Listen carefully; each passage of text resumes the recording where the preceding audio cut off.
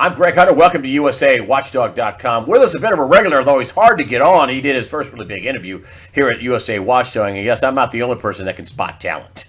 So I'm really happy to have him on. He's really a in-demand guy. He is the business partner of Jim Sinclair. They run JS Mindset, the Holter Sinclair collaboration. He's also a metals broker, a financial writer, tons of experience. Bill Holter, thanks for joining us today on USAWatchdog.com. Thanks for having me back, Greg. When we on the phone, I just said, "Don't you just smell something blowing up?" And you went, "Oh, yeah." Tell me why you're smelling something blowing up. Well, I've said all along, it's all about the credit markets, and you can see the credit markets in convulsions. Last month we had, 3 or 4 Treasury auctions where they basically were not bid. And this is happening at a time when the U.S. needs to borrow more than it ever has. And it's not just the U.S., it's all over the world. I mean, look at the shadow banking system in China. I mean, GE, there's another harbinger right there. Deutsche Bank. Yeah, Deutsche Bank. I mean, and Italian bonds. Yes. And sorry about that. That's okay. Go ahead. And look at the as far as Deutsche Bank is concerned, look at the derivatives that they are counterparty to. I mean, Jim consistently has said, what is a contract worth if it cannot perform? And of course, the answer is 0. And Deutsche Bank has what? 50-60 trillion dollars in derivatives. Yeah, at least 40. I mean, that's what if it's 40 trillion, I think it's 10 times Germany's GDP. I mean, it's one bank. It's cartoon land. Hey, Greg, the system can't afford a $1 trillion hit, a $1 trillion hit. Now you're talking about a bank with, let's use your number of 40 trillion. They're not going to be able to perform on 400 billion. Forget about 40 trillion. Well, and that brings us to what you sent me. You said, "Hey, let's talk about this," and you sent this to me. I'm going to put up here full screen here just for a second. This is a chart.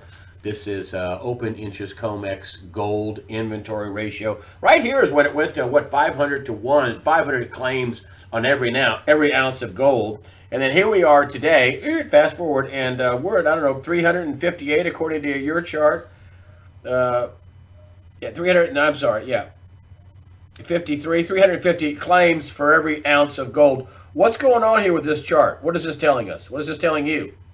Well, it's not so much a function of open interest, it's a function of inventory. Comex inventory, the registered category, now has only 4 tons. That's about 130,000 ounces. That's it. Wow. And to put that hold on, I got to grasp this now.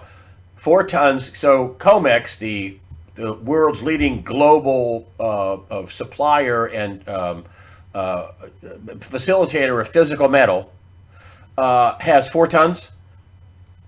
That's, yeah, in the registered category. Total, I think it's 240, 250. Yeah, but that supposedly belongs to people, MF right, Global. Right, those are customer. Yeah, that didn't stop MF Global. Right, exactly. And to put that in perspective, Greg, this is the reason that there have been so many EFPs done in the last year. What's an EFP? And prior to that, EFP stands for Exchange for Physical. And what they're doing is they're transferring the obligation from Comex over to the London Exchange. And just in the last 12 months, they have transferred demand of 239 million ounces of gold and 2.6 billion ounces of silver. Now, that 239 million ounces is about 7,500 tons. Global production is like 2,800 tons per year. So it's close to triple. And global production of silver is 700 to 800 million ounces per year. So that's more than triple. Why are they transferring it though? Why would they do that? Well, we just talked about that. What do they have to deliver? They have 4 tons. Oh, they're So they're gonna. I don't understand. You got to help me out here. I'm not. They've prevented a formal default by pushing the obligations over to London. But isn't that still a default? Aren't there still people saying, "Hey, where's my gold?" In reality, it is. And think about this. This is even like a cherry on top of all of it. The Bank of England just defaulted on Venezuela. Venezuela said, we want our gold back, and they asked them why. What do you need the gold for? I don't know about you, Greg, but I go into a bank and I want to withdraw money and the bank wants to know why. My answer would be, it doesn't matter why. I want all of my money. I'm going to another bank.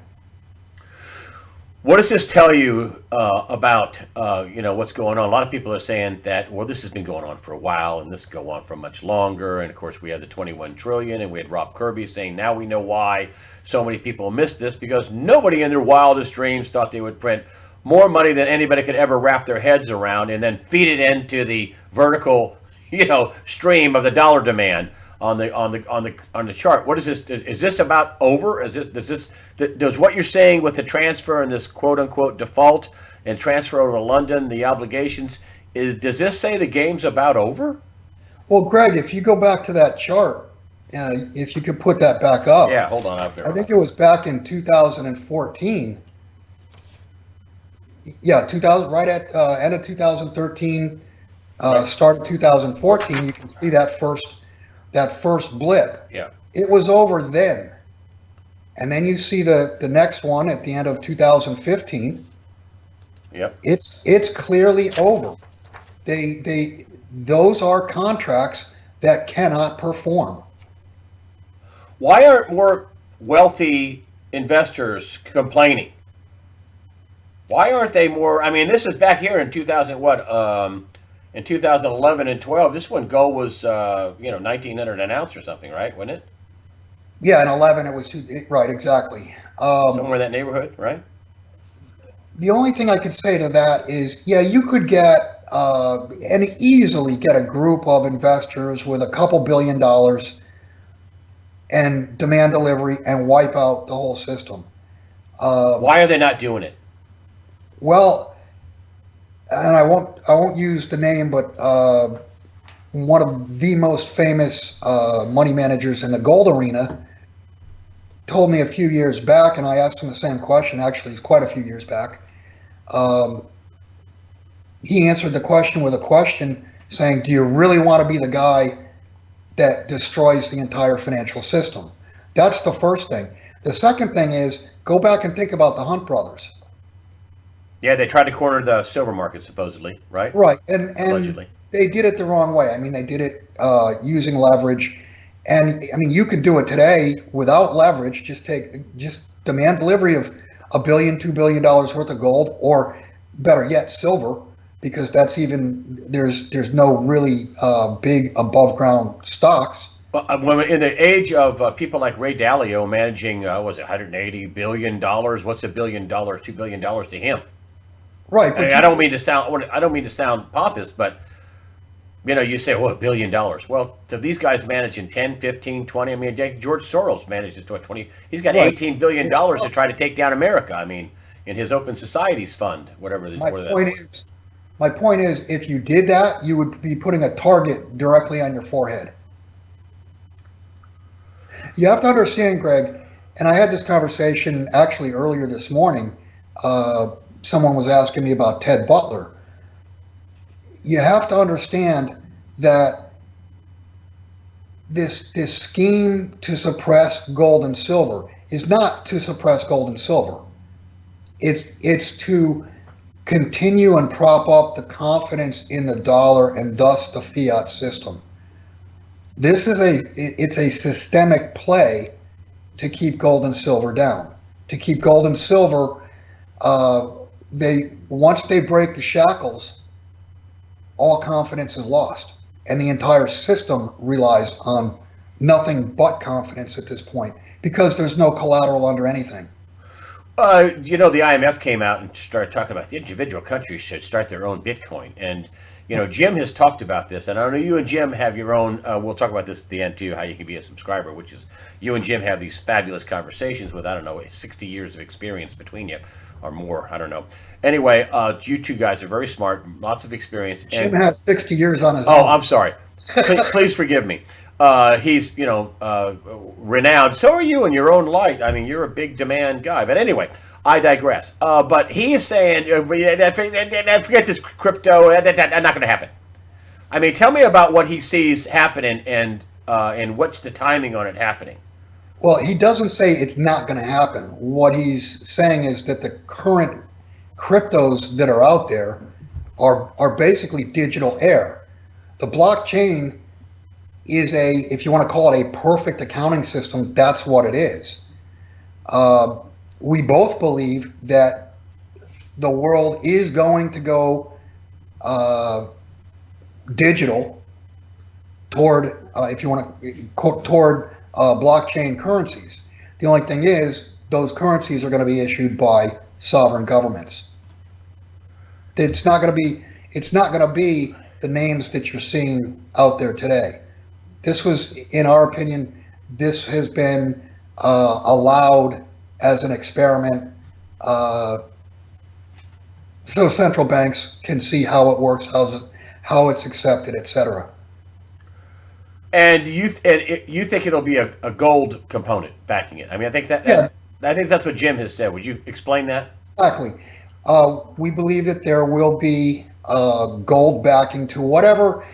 We believe there's going to be two resets. The first reset is probably going to involve the SDR, which is really a joke because what it is rather than a currency, it's just a basket of all the crappy fiat currencies. That's going to work. So, you put 10 turds in a pot and it's still a pot of turd. So that we believe that's going to fail. And after that failure, then a currency or currencies will come forth with some sort of ratio backing by gold. Is this why, Rob Kirby is saying that you cannot find gold outside of America. You used to be able to find gold inside the North American continent. Now there's all these roadblocks coming up. And, you're having a hard, really difficult time. And rich people are buying gold. Even Catherine Austin Fitts said, yes, they want something outside the central bank sphere. They want something because they're scared. I mean, I think this is a special moment in history because this has never happened before. This is not a trade, right? I mean, some people have written me and said, if you buy gold now, it'll go up to this. I said, well, you're thinking like a trader. Don't you have to think like a survivalist? Am I wrong? No, absolutely. Should you think like a trader or think like a survivalist? What should you be doing now?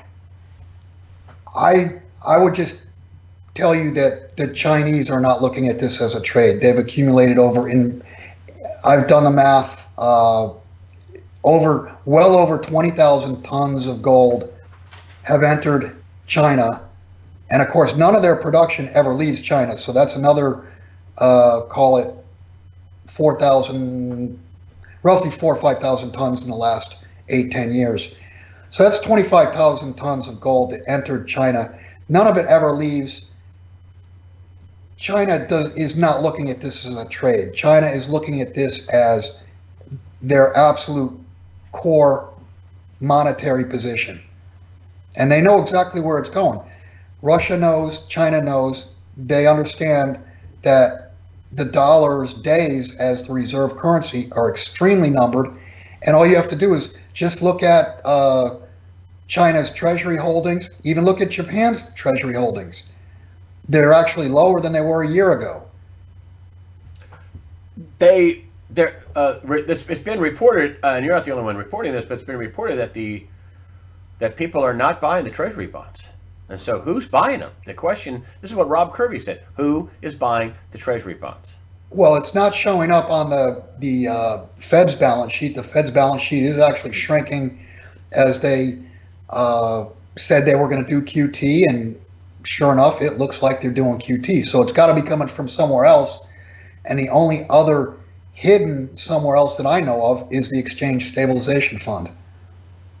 Do you think that's part of where some of this 21 trillion went to? I guess it went to the space program, which Trump has brought up, the Space Force. Which all this, Right. I know what people think I'm bashing Donald Trump because all this happened before he even ran for office. I mean, all these 20 something some odd trillion on top of the 21 trillion. We're watching office with 20 trillion in debt, another 20. He had Right. 40 something trillion dollars at to surprise.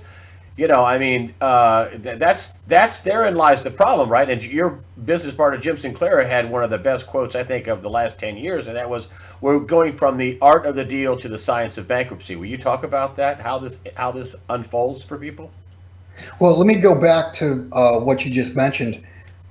The the the ESF, the Exchange Stabilization Fund, if in fact they've been the buyers of treasuries, and if in fact they've been floating the market, they have to have been funded from somewhere.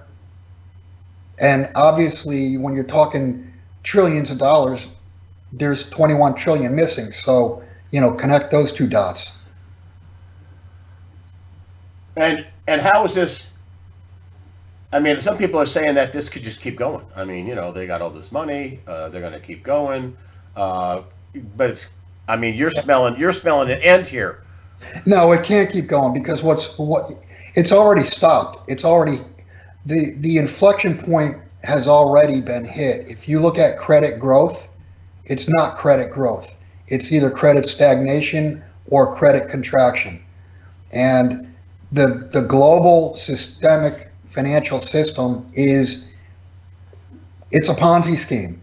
And in order to continue to reflate it, you have to have exponentially, early on, you need geometrically more debt.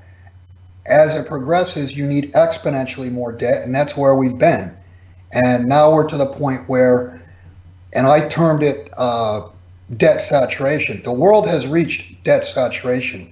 There's really no ability to add more debt. Look at the U.S., for example. The U.S. Paid what, 300 to 400 billion dollars a year in interest, going all the way back to the 90s, and that number never went higher, even though the amount of debt doubled and then doubled again. The reason it didn't go higher was because they pushed interest rates from 7% down to basically zero. So the debt service amount never grew. Now it's growing, and it's growing at a time when there's more. At a time when the U.S. basically has already crossed the Banana Republic threshold of 100% debt to GDP. This in the past 12 months, we spent 550 billion on interest, and that's on its way to the moon. So it's over. Well, which brings us to the fabulous quote, which I can remember like it was yesterday. It wasn't that long ago, but Jim Sinclair said, we're going to go from the art of the deal to the science of bankruptcy. See, this is my premise. Hillary Clinton would have given away Alaska back to the Russians, and would have sold Hawaii, except for one island, for Obama, and would have given away all the mining in Nevada, which is what the Bundy thing was all about. But that ain't going to happen under Donald Trump. He's going to say, "Hey, you made a bad investment. We have nukes." I mean, right? I mean, tell me how this is going to unfold. Well, I recently I posted it, and this is some interesting thought. It was tweets between Willem Middlecoop, Kyle Bass, and I believe forwarded by Luke Groman. Oh, yes. Please bring this up. These are three smart guys. I mean, really, really smart guys, and they're. I'm not going to say that they're in the middle of the mainstream, but mainstream people listen to them. Yeah, and just so you know, Kyle Bass is a multi-billion-dollar money manager. I think he manages Heyman Capital. Right. He's a guest on CNBC. This is not a kook. These people are not kooks. Well, and what they talked about, it was like a what if. Um, they talked about the U.S. not honoring. I don't think they used the word default, but they used not honoring or something like that regarding the debt that China holds, and the reasoning behind that, or the justification, is because China is estimated to steal between 200 and 600 billion dollars worth of uh, information technology from the United States. What is it called? Yes, IP. Yeah, IT. IP was it? It's proprietary technology. They steal Right. it. So that would be the justification behind it. Intellectual property. IP, Okay. intellectual property. That's it. So I thought that was interesting that they would go through that thought process, and it fits in with the current currency wars and the heating up of the trade war. I mean, wow, they would not honor default on 1.1 trillion. But I think of the ramifications of that, Greg. If that were to happen, it means no country could be comfortable in holding treasuries because they'd be thinking, what if we're next? What if we're the ones who are defaulted on next? Well, they didn't just come out of the blue with this. I mean, they travel in circles that are pretty high up when you're managing billions of Right. dollars and connected. So this must be something talked about in their circles. For them to come out and verbalize it and put it, and they know that Twitter is a worldwide record. So Right. are they doing this to float a trial balloon? I mean, they know what they're doing. Well, I think they talked about this because obviously they've done the math and know that the our debt is no longer repayable. Well, I call it the Puerto Rico moment. I mean, right? The Puerto Rico had 74 billion in bond debt. Of course, Donald Trump went, "We're going to let that go," and they reached a point where they could pick up the trash and keep the toilets flushing, or they could pay the bondholders.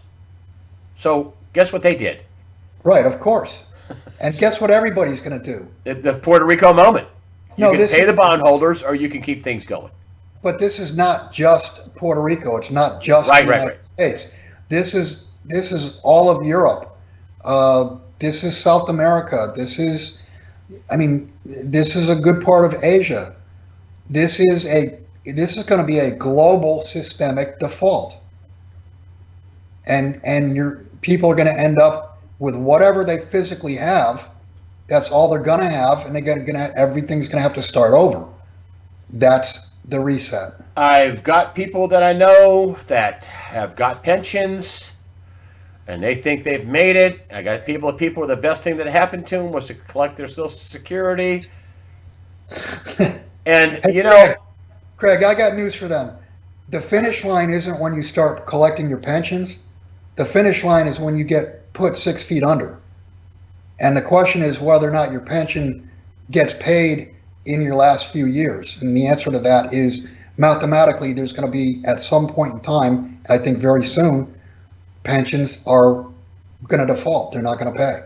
They can't pay. The promises are far beyond the ability uh, of the current system to provide.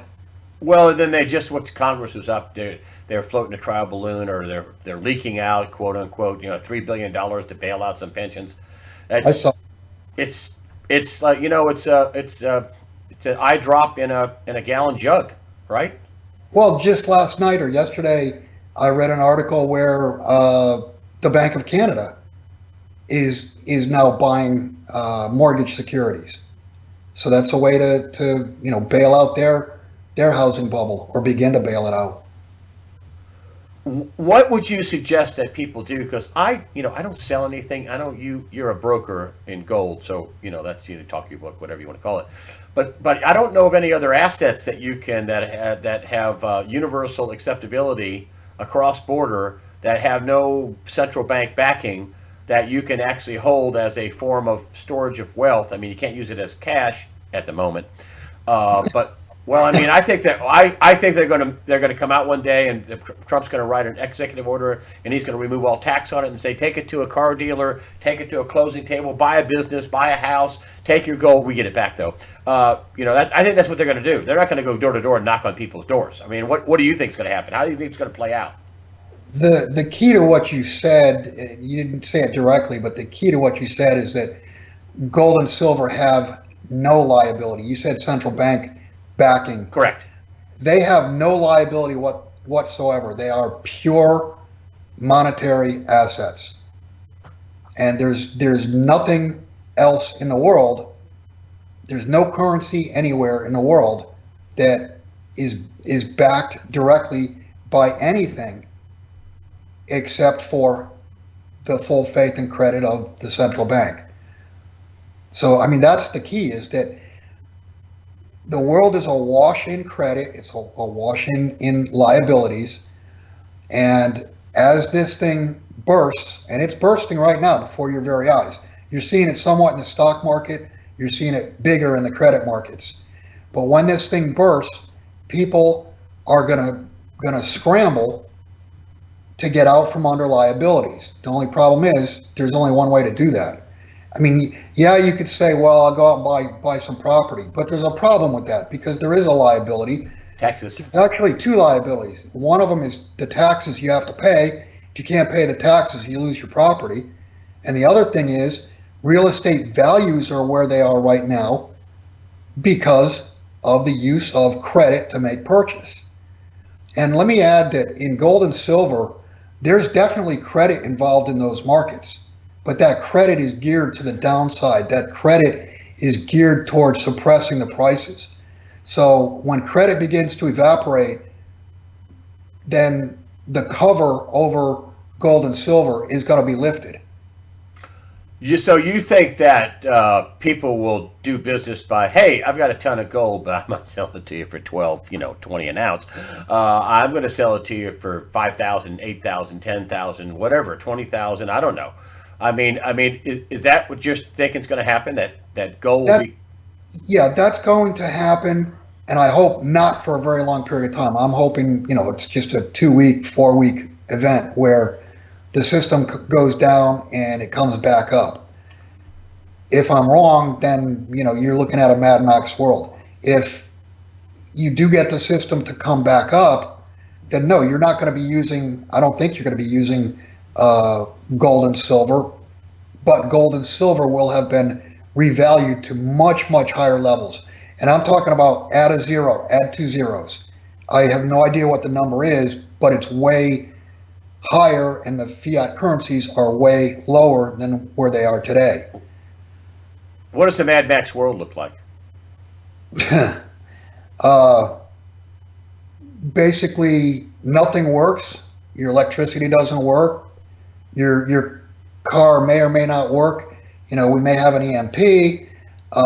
It'll work until you run out of gas. Where are you going to get gasoline? See, distribution breaks down. When credit breaks down, if credit doesn't come back up, then distribution is gone.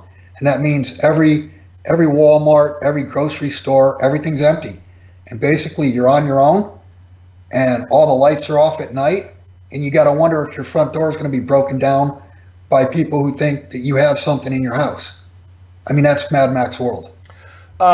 There's talk of a new currency. They've been talking about this for a long time. I mean, wouldn't the Trump administration, they have to know this. He's not a stupid man. He went to Wharton Business School, Donald Trump. He's a big picture guy. And I don't mean to just pat him on the back, but I do, because I'm so happy we now have Hillary, because, you and me would be in a internment camp. We'd be at a FEMA camp. But wouldn't he move to have some kind of a new dollar? I've heard there's a Treasury dollar. I've heard this thing. We have a Federal Reserve note. The Treasury dollar would happen alongside of it. How do you think they would, before we have a Mad Max world, they would come out and say, "Hey, y'all, we got a new dollar here. Things are not going to grind to a halt. We've got a plan." Do you think they would do that before the things we hit Mad Maxville? We're trading shotgun shells for water. Wouldn't that fit if the world attempted to use a new currency based on the SDR? I mean, wouldn't the dollar be replaced with the new dollar or whatever? And I do want to mention, had had Hillary won, think back to 1988, the cover of The Economist magazine. 2018 was supposed to be the year that we had one world currency. And Oops. Donald Trump was the wrench that got thrown into that. So I fully Thank you, believe, God. yeah, had Hillary won, you're right. We would probably be in FEMA camps, and we would already have a new world currency. The markets would have already collapsed, and it would be a very, very different world. And Um, that's the plan. Like I said, go back to the cover of Economist magazine. I just want to bring this up just briefly. I know you. This is part of the trade. This is part of what you do. The Mueller investigation looks crazy. They had Jerome Corsi saying that he won't sign a lie. He's 70-something years old. Says I'm going to fight him. I'm going to sue him. I'm not going. Now they're the Guardian UK. You know, the more fake news. We have sources. Really, what source? What source that you have that said Paul Manafort met with Julian Assange? Which, you know, of course, a lot of people think that this was put on a thumb drive, and it was Seth Rich who was, you know, accidentally murdered, and that you know, it just seems like the Mueller investigation is. I mean, you have Donald Trump calling out the Clinton Foundation, saying that that Mueller is he's blasting Mueller and saying go back to the Clinton Foundation. He's telling them that he's just blasting them. And he's calling out the fraud of the Clinton Foundation. I mean, just in Haiti alone, it was they still between there's been reported $1 and $4 billion, and all the Republicans and Democrats, both of them, didn't say a word about it. Well, Greg, first off, if you see it on mainstream news at this point, you pretty much have to not believe it. So whatever you hear on mainstream news, if you think 180 degrees opposite, you're probably going to have a C average on being correct. Yeah, well, in this case, they are actually repeating Donald Trump's tweets. Go back to the Clinton Foundation, which he's saying that he's basically calling them out that it's a fraud fest. Right, and prior to the election, and what I missed, and I think is absolutely true, is that these sealed indictments could not have been opened prior to the election for the month prior because of the Hatch Act, but prior to that, they couldn't start serving those because they did not have the Supreme Court as a backstop, a 5-4 backstop. So I think the timing of these sealed indictments, I truly believe between now and call it January 15th, prior to the, or when is it that the House takes over? The 15th of, well, no, they sworn in, I think, the 3rd of January. I think they adjourn on the Republican side, but of course they still have their offices. They adjourn on the 15th of December. I think between now and the 15th of December, don't you? I mean, aren't they going to have to do that? Aren't they going to have to pull the trigger? I think if they're going to do it, and I still fully believe they will, because I've heard they will. There's so much obvious fraud, just so much obvious stuff that needs to be called out. Otherwise, we don't have a nation. The Clinton Foundation. We have a rule of law and a nation, or we have no rule of law, and you have a bunch of immature snowflakes running around, and that's the end of the American way of life. I mean, I hate to say this, but the Rhino Republicans are just as much to blame. They know that the Clinton Foundation's a huge fraud. How do you rip off? I mean, the Clintons are supposed to love black people. Really? The Haitians hate them. And because they've been robbed, they had money collected in the name of a horrible earthquake where there was major devastation, and they got hardly anything, according to official Haitian government and past and present government officials. They got nothing. How do the Republicans keep quiet about that? Well, Greg, I mean, we could go down a list. It would probably take us 2 or 3 hours of, various illegal activities. And to answer your question, how have the Republicans allowed it? I mean, they were benefiting from from the fraud. Yeah, yeah. And now the fraud, according to the work of Dr. Mark Skidmore, that they won't answer questions on the 21 trillion missing just out of DOD and HUD, and they call it a national security issue. Which I was thinking about. So let me get this straight now. Your fraud, Mr. Government, Mr. Deep State, your fraud is now protected under national security. Fraud protected under national security. That's where we are as a nation. Well, and I mean, we were in the same situation continually from what 2007, 2008 on. If you recall, back in I think it was 2008, that the money center banks, if they had huge losses, they didn't have to report them Right. because of national security. We live in a fake world. Everything's fake. I mean, what we're living right now, Greg, is like fantasy land compared to the underlying true value of the system. We've overlived, overspent, and the day to pay is pretty much at hand. What would you tell? I have a variety of people, everything from really wealthy, smart people globally to people like me, poor. What would you tell the little guy? The rich guy knows what to do. They got money. They have options.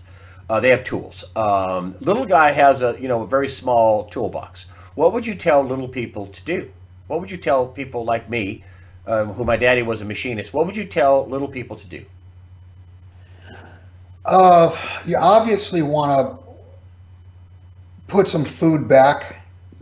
I mean, you have to think that for up to 6 months, maybe longer, you're going to be on your own, and the only thing you're going to have is what you have, and hopefully you have some food. Hopefully you have a way to store water. If you can't afford solar for electricity, make sure you have some wood cuts so you can boil water. Make sure you have some wood cuts so you can heat your cans of beans. Buy some extra tanks of propane. Yeah, exactly. Basic things like that. From a monetary standpoint, the first thing you start with is silver, because silver is barterable. Silver is the people's money. And then with real wealth, when you're talking a few 100,000, million plus, then you add gold into the equation. But if you have a way to, let's say you had a couple $1,000,000, if you have a way to store silver, you probably want to be 70 or 80% silver to gold, simply because of the gold to silver ratio at 85 to 1 is completely out of whack. It should be 15 to 1 or lower. You think silver will go up way higher, and you and Jim have both said this before, but explain that again. You think they'll both go up, but even Jim says silver will be, cray-cray. Well, Jim says silver is going to be gold on steroids. And I mean, the bottom line is silver is the cheapest asset on the planet, and it's a monetary asset.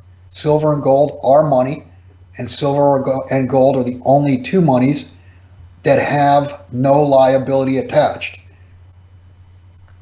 And have you are also a broker? You do brokerage for people. Have you noticed any increase in your business? Have you noticed people calling you panicked? Have you? What are some of the things that people have said that you could share without disclosing your business and any names? But what other kind of things people are calling you and telling you? Let me just tell you from an industry standpoint rather than my personal business, but from an industry standpoint, during the summer, spring into late summer, retail business was weak, and I can tell you that premiums had dropped dramatically to levels that we'd not seen before. I mean, you could buy various metals very close to spot. Wow. Just for example, junk silver, if you go back 3 or 4 years ago, junk silver had like a $4 to $5 bid premium. In other words, that's what dealers were paying over spot. And we got to the point where you could buy junk at 50 to 75 cents over spot, and dealers were bidding under spot. So, and that was true across the board for almost all coins. So there was weakness, and I can tell you that the premiums just in the last maybe 6 weeks, they pretty much turned on a dime, and the premiums are starting to expand pretty quickly. A friend of mine asked me if this was a deal and said that, I don't know, Scotsman Coin in St. Louis, nice people. And she said they were offering these, 62, 61, 63 platted $20 gold pieces for like, I don't know, for $35 over spot. I mean, is that a deal? Is that what you're talking about? This is about 3 or 4 weeks ago. It was a pretty low over spot. I mean, it was pretty low. Is that the kind of deals you're talking about? Yeah, I'm just going to say that like a MS62 Liberty right now is priced pretty much the same as a Gold Eagle. Wow. And if you go back to That's 2009, 2010, when Obama first got in and there was a fear of confiscation, dealers, when spot was $1,000 an ounce, dealers were bidding. In other words, they were buying back from customers MS62 Liberties at 1,800 each. wow. Holy cow. So the premiums have evaporated, and as far as gold is concerned, I would say probably in the last year, 95% of my gold business has been in the old numismatics because the premiums are gone, and the time to buy oceanfront property is when it's priced like a piece of property that's 30 miles inland. And the reason why you'd buy a numismatic, there's not really super rare or super fine quality. They just aren't reportable and they aren't confiscatable. Is that right? Numismatic, quote unquote. Even though there's not really a huge premium, that's just a beautiful, a coin. It's just okay. It's a numismatic coin, but you don't. But you have some special tax options and things like that. Is that what you're talking about? Well, they are rare. Okay. I mean, if you consider. Yeah, there were millions and millions of coins minted, but once you get into the MS61 and higher, they are rare. I mean, they're not plentiful. They're not like Maple Leafs or Eagles, there where they mint, a million a year, a couple million a year, whatever. And these are considered collectibles, and they were spared in the 1934 confiscation. Right. So the thought process is that law is still in the books. The thought process is if there's a confiscation, those are going to be considered your coin collection. And there has been, Jim caught wind of, he believes that there will be a confiscation at some point. And he's been recommending that if you live in the U.S., you should only have U.S. mint lineage coins. They won't be confiscated. Right. In other words, if you have Maples or Krugerrands or whatever, it would probably be a good idea to swap into either Eagles or the old double Eagles. And he thinks that's the kind of coin that will be confiscated in the U.S. Of course, if you're in Canada, you should probably just have Canadian Maple Leafs. Right, exactly. In Canada, you want Maples. Yeah, right. You want their wildlife series. You want nothing but Canadian mint lineage coins. Same with Australia, et cetera, et cetera. Okay. All right. Good. So timing on you think it's already blown up? I mean, I'm just going to wrap it up here. Yeah. You think if you explain that one more? You think if the credit markets are showing it's not going to blow up. It's in the process of blowing up right now. Is that right? Right. Explain. Yeah, the balloon has already been popped. It's already been the pin has already popped the bubble, and now we're just going to watch it work its way out. And the workout, by the way, is going to be a complete and utter financial collapse. I mean, it is a house of cards, and it's all going to end up flat. We'll stop on that note, but I do want you to talk about your Holter Sinclair collaboration. You have the site's free, a lot of great stuff on there. You and Jim's comments to news stories and stuff that puts your own spin. What people should take away from it, which is excellent, which you've always done. But you also have a fee for subscribers, and then you get more articles written by you to your subscribers, and then you and Jim have a weekly sit down about what's going on. Tell me about that. Yeah, the site is split. We have a public side, and Jim posts, I post, and a friend of ours who is on the call each week, Dave, he also posts. And we basically do uh, articles that we think are pertinent, and we put 1, 2, 3 line comments to it, and that's up to the public. On the subscription side, I write generally 2 articles a week, sometimes 3. Uh, and we have a weekly call that we put out over the weekend. Jim, Dave, and I basically go through what's happened during the week, what we think's going to happen. We pretty much go there. I mean, we don't hold too much back, and I guess evidence of that is we've been pulled down from YouTube a couple times. Oh man! So, and what does that cost a year or a month? That's $129 a year. Okay, I'm going to put up the links. Of course, I'll put links to you, jsmindset.com, which I love, and also to your subscription service. And Bill, thanks for coming on and taking us all to school. Even though the news, could be better, but listen, if you're forewarned, you are forearmed. So thank you for coming on and taking us to school. Bill Holter of JS Mindset, the Holter Sinclair collaboration. Bill, thanks for joining us today on USAWatchdog.com. Thank you, Greg.